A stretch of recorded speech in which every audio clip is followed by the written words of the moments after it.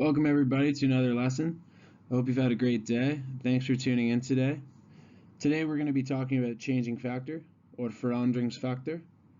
We live in an ever-changing world. People are getting older, prices are changing, the Arctic sea ice is changing, global warming, Donald Trump just got COVID. So today we're going to be talking about change. Our change factor. We're going to look at single events of change. For example, when the prices differ. Here we have a scenario where the price of a new guitar is 12,500 kroner. Today is your lucky day because there is a sale for 30% off all items. And our task is we're going to find the new price of this guitar. We're going to approach this question using two different methods. In method one, let's outline what the price of this guitar is. We need to outline the discount. We need to take 30% of 12,500. In a previous video, we talked about taking the percent of a number. If you can't remember, please go back to the video and watch.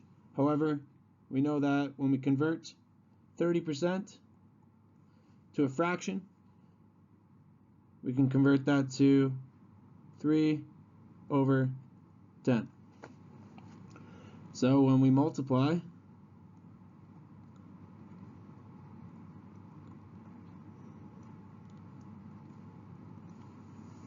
we end up getting 3,750. And to find the new price, well, we need to take the difference between our original price and our discount.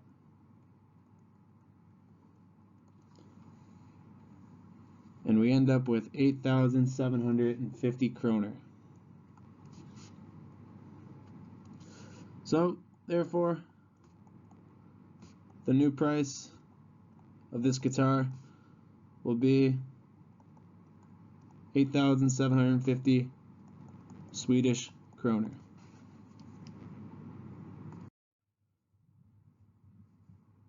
In another method, we'll look at the big picture of this price.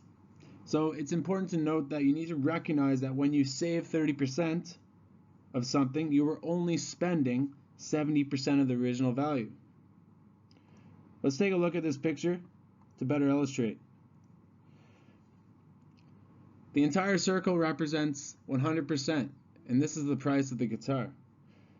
The blue represents the price that we're going to pay, and the orange, or the 30%, is going to represent the discount that we are saving. If you notice that we're only spending 70%, well, you can multiply to get the new value.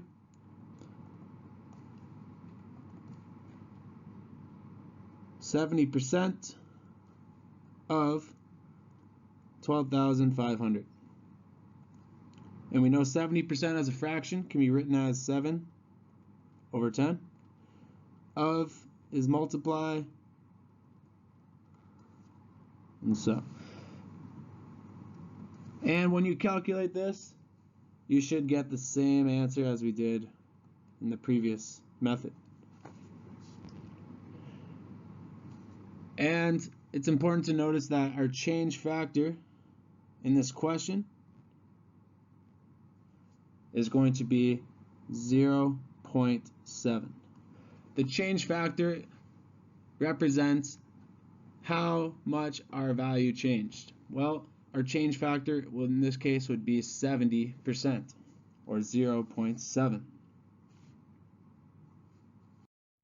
Let's take a look at case 2 where we have multiple events of change. In this scenario, the price of a new guitar is 12,500 Swedish kroner. Today's your lucky day because there is a sale for 30% off all items. In fact, the very next day, the price drops another 20%. So our task is going to be, we need to find the new price. I think the best way to approach this question is to look at one discount at a time. In the previous example, we looked at how we could find the first discount after the price had dropped 30%.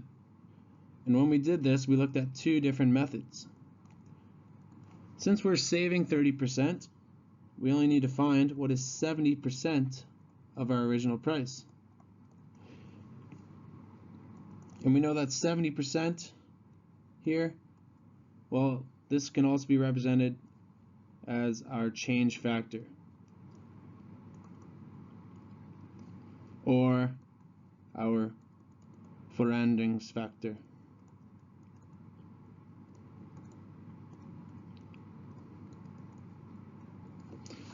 And we found that the value of this was going to be 8,750 after the first day. If we look at the second discount, the important part here is to know what our original value is on the second day. Since the price dropped on the first day from 12,500 to 8,750, we know that this will be our new value on the first day, which means it's going to be our original cost on the second day. Let's take a look. Our new price on the second day, well, if we're saving 20%, that means we are only looking for what is 80% of 8,750. Since this is the new value on the first day. In this case, we have our Verandringsfaktor here, or our change factor. And when we calculate what is 80% of 8,750, you should get 7,000. So therefore, the new price for the guitar, after not one but two discounts, is 7,000 Swedish kronor.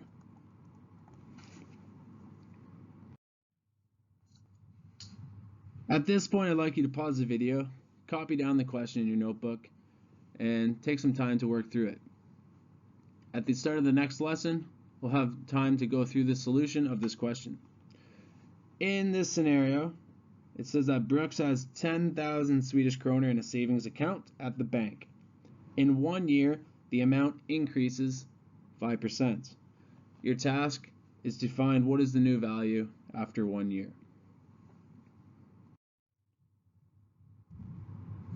Thanks for today. Here's a summary of what we learned. To find the new value, we need to multiply the change factor by its original value. If you found this video helpful, please don't forget to like, and if you found that you enjoyed the math videos, don't forget to subscribe. Thanks for listening. Have a great day.